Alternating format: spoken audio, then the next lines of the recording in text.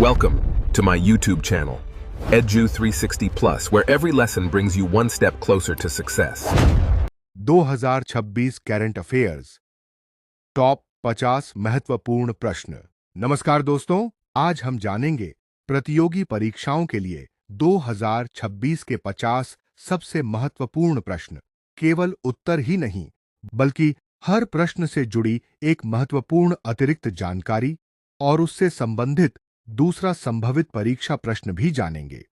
इससे आपकी तैयारी और भी मजबूत होगी। प्रश्न 1। भारतीय संविधान का कौन सा अनुच्छेद संवैधानिक उपचारों का अधिकार प्रदान करता है? उत्तर अनुच्छेद 32। याद रखें, डॉक्टर भीमराव अंबेडकर ने अनुच्छेद 32 को संविधान का हृदय और आत्मा कहा था। परीक्षा में यह भी पूछा जा सकता है, मौलिक अधिकारों की रक्षा के लिए उच्च न्यायालय किस अनुच्छेद के अंतर्गत रिट जारी करता है? उत्तर अनुच्छेद 226। प्रश्न 2। मूल संरचना सिद्धांत किस मामले में प्रतिपादित किया गया था? उत्तर केशवानंद भारती मामला 1973। याद रखें, संसद संविधान में संशोधन कर सकती है, लेकिन उसकी मूल संरचना नहीं बदल सकती। दूसरा संभावित प्रश्न, मूल संरचना सिद्धांत किस न्यायालय ने दिया? उत्तर सर्वोच्च न्यायालय। प्रश्न 3। भारत के नियंत्रक एवं महालेखा परीक्षक CAG की नियुक्ति कौन करता है? उत्तर राष्ट्रपति। याद रखें, CAG को भारत का लोकधन का प्रहरी, गार्डियन ऑफ पब्लिक पर्स कहा जाता है। दूसरा प्रश्न, CAG का उल्लेख संविधान के किस अनुच्छेद में है? उत्तर अनुच्छेद 148। प्रश्न 4। संविधान की प्रस्तावना में समाजवादी और पंथनिरपेक्ष शब्द किस संशोधन से जोड़े गए? उत्तर 42वां संविधान संशोधन 1976। याद रखें, इसी संशोधन को मिनी कॉन्स्टिट्यूशन भी कहा जाता है। दूसरा प्रश्न, 42वें संशोधन के समय भारत के प्रधानमंत्री कौन थे? उत्तर इंदिरा गांधी। प्रश्न 5। रिट जारी करने की शक्ति किसके पास है? उत्तर सर्वोच्च न्यायालय एवं उच्च न्यायालय दोनों। याद रखें, कुल 5 प्रकार की रिट होती है: बंदी प्रत्यक्षीकरण, परमादेश, प्रतिषेध, अधिकार पृच्छा और उत्प्रेषण। दूसरा प्रश्न, रिट जारी करने का अधिकार सर्वोच्च न्यायालय को किस अनुच्छेद से मिलता है? उत्तर अनुच्छेद 32। प्रश्न 6। भारत के संविधान का कौन सा भाग राज्य के नीति निर्देशक तत्वों से संबंधित है? उत्तर भाग 4। याद रखें, ये न्यायालय में लागू नहीं कराए जा सकते, लेकिन शासन के लिए अत्यंत महत्वपूर्ण है। दूसरा प्रश्न, राज्य के नीति निर्देशक तत्व किस देश के संविधान से लिए गए हैं? उत्तर आयरलैंड। प्रश्न 7। भारत में वित्त आयोग का गठन किस अनुच्छेद के अंतर्गत किया जाता है? उत्तर अनुच्छेद 280। याद रखें, वित्त आयोग हर 5 वर्ष में गठित किया जाता है। दूसरा प्रश्न, वित्त आयोग का गठन कौन करता है? उत्तर राष्ट्रपति। प्रश्न 8। शून्यकाल 0 आवर का उल्लेख संविधान में कहां है? उत्तर संविधान में कहीं नहीं। याद रखें, शून्यकाल संसद की परंपरा है, संवैधानिक प्रावधान नहीं। दूसरा प्रश्न, प्रश्नकाल किस समय होता है? उत्तर सदन की कार्यवाही का पहला घंटा। प्रश्न 9। किस अनुच्छेद के अंतर्गत राष्ट्रपति राष्ट्रीय आपातकाल घोषित कर सकते हैं? उत्तर अनुच्छेद 352। याद रखें, राष्ट्रीय, राज्य और वित्तीय कुल 3 प्रकार के आपातकाल होते हैं। दूसरा प्रश्न, राज्य आपातकाल किस अनुच्छेद के अंतर्गत लगाया जाता है? उत्तर अनुच्छेद 356। प्रश्न 10। लोकसभा का कार्यकाल सामान्यतः कितने वर्ष का होता है? उत्तर 5 वर्ष। याद रखें, राष्ट्रीय आपातकाल के दौरान इसका कार्यकाल बढ़ाया जा सकता है। दूसरा प्रश्न, लोकसभा को समय से पहले कौन भंग कर सकता है? उत्तर राष्ट्रपति प्रधानमंत्री की सलाह पर।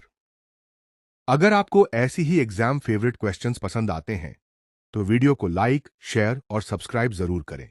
आपको लगता है कि यह वीडियो आपकी तैयारी को आसान बना रहा है तो चैनल को सब्सक्राइब करके हमारा साथ जरूर दीजिए।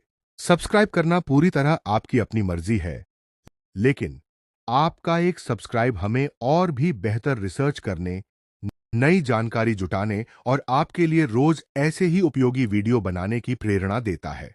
हो सकता है हमारा अगला वीडियो आपकी परीक्षा में आने वाला अगला प्रश्न साबित हो। प्रश्न 11। भारतीय संविधान की 8वीं अनुसूची किससे संबंधित है? उत्तर, भाषाएं। याद रखें, वर्तमान में संविधान की 8वीं अनुसूची में 22 भाषाएं शामिल हैं। परीक्षा में यह भी पूछा जा सकता है, संविधान में प्रारंभ में कितनी भाषाएं थीं? उत्तर, 14। प्रश्न 12। भारत में जीएसटी कब लागू हुआ? उत्तर, 1 जुलाई 2017। याद रखें, जीएसटी को वन नेशन वन टैक्स की दिशा में बड़ा कदम माना जाता है। परीक्षा में यह भी पूछा जा सकता है, जीएसटी परिषद जीएसटी काउंसिल का अध्यक्ष कौन होता है? उत्तर, केंद्रीय वित्त मंत्री। प्रश्न 13। विश्व व्यापार संगठन डब्ल्यूटीओ की स्थापना कब हुई? उत्तर, 1995। याद रखें, डब्ल्यूटीओ का मुख्यालय जिनेवा, स्विट्जरलैंड में स्थित है। परीक्षा में यह भी पूछा जा सकता है, डब्ल्यूटीओ से पहले कौन सा संगठन कार्य करता था? उत्तर, गैट। प्रश्न 14। एल नीनो मुख्यतः किससे संबंधित है? उत्तर, प्रशांत महासागर के तापमान में परिवर्तन। याद रखें, एल नीनो का प्रभाव भारत के मानसून पर भी पड़ सकता है। परीक्षा में यह भी पूछा जा सकता है, एल नीनो किस महासागर से संबंधित है? उत्तर, प्रशांत महासागर। प्रश्न 15। ओजोन परत मुख्यतः किस गैस से बनती है? उत्तर, O3। याद रखें, ओजोन परत सूर्य की हानिकारक पराबैंगनी यूवी किरणों से हमारी रक्षा करती है। परीक्षा में यह भी पूछा जा सकता है, ओजोन परत वायुमंडल की किस परत में स्थित है? उत्तर, समताप मंडल स्ट्रेटोस्फियर। प्रश्न 16। मानव शरीर में सबसे बड़ी अंतःस्रावी ग्रंथि कौन सी है? उत्तर, थायराइड। याद रखें, थायराइड ग्रंथि शरीर के चयापचय मेटाबॉलिज्म को नियंत्रित करती है। परीक्षा में यह भी पूछा जा सकता है, मानव शरीर की सबसे बड़ी ग्रंथि कौन सी है? उत्तर, यकृत लिवर। प्रश्न 17। डीएनए की डबल हेलिक्स संरचना का प्रतिपादन किसने किया? उत्तर, वॉटसन और क्रिक। याद रखें, इस खोज ने आधुनिक आनुवंशिकी के विकास में महत्वपूर्ण भूमिका निभाई। परीक्षा में यह भी पूछा जा सकता है, डीएनए का पूरा नाम क्या है? उत्तर, डियोनेक्सीराइबोन्यूक्लिक एसिड। प्रश्न 18। भारत में हरित क्रांति का प्रमुख श्रेय किसे दिया जाता है? उत्तर, एम.एस. स्वामीनाथन। याद रखें, हरित क्रांति का मुख्य उद्देश्य खाद्यान्न उत्पादन बढ़ाना था। परीक्षा में यह भी पूछा जा सकता है, हरित क्रांति का सबसे अधिक प्रभाव किस फसल पर पड़ा? उत्तर, गेहूं। प्रश्न 19। भारत में श्वेत क्रांति का जनक किससे कहा जाता है? उत्तर, डॉक्टर वर्गीज कुरियन। याद रखें, श्वेत क्रांति का संबंध दुग्ध उत्पादन से है। परीक्षा में यह भी पूछा जा सकता है, ऑपरेशन फ्लड किससे संबंधित है? उत्तर, दुग्ध उत्पादन। प्रश्न 20। भारतीय रिजर्व बैंक आरबीआई का मुख्य कार्य क्या है? उत्तर, मौद्रिक नीति का संचालन। याद रखें, आरबीआई को भारत का केंद्रीय बैंक कहा जाता है। परीक्षा में यह भी पूछा जा सकता है, भारतीय रिजर्व बैंक की स्थापना कब हुई थी? उत्तर, 1 अप्रैल 1935। प्रश्न 21। भारतीय संविधान में कानून के समक्ष समानता का प्रावधान किस अनुच्छेद में है? उत्तर, अनुच्छेद 14। याद रखें, अनुच्छेद 14 सभी व्यक्तियों को कानून के समक्ष समानता और कानून का समान संरक्षण प्रदान करता है। यह भी पूछा जा सकता है, अस्पृश्यता का अंत किस अनुच्छेद में किया गया है? उत्तर, अनुच्छेद 17। प्रश्न 22। संविधान संशोधन की प्रक्रिया किस अनुच्छेद में वर्णित है? उत्तर, अनुच्छेद 368। याद रखें, संविधान में संशोधन का अधिकार संसद के पास है। यह भी पूछा जा सकता है, भारत का संविधान अब तक कितनी बार संशोधित किया जा चुका है? उत्तर, समय समय पर बढ़ता रहता है, इसलिए नवीनतम आंकड़ा परीक्षा के अनुसार देखें। प्रश्न 23। भारत के महान न्यायवादी अटॉर्नी जनरल की नियुक्ति कौन करता है? उत्तर, राष्ट्रपति। याद रखें, महान न्यायवादी भारत सरकार के सर्वोच्च विधिक सलाहकार होते हैं। यह भी पूछा जा सकता है, महान न्यायवादी का उल्लेख संविधान के किस अनुच्छेद में है? उत्तर, अनुच्छेद 76। प्रश्न 24। मौलिक कर्तव्यों को संविधान में किस संशोधन द्वारा जोड़ा गया? उत्तर, 42वां संविधान संशोधन।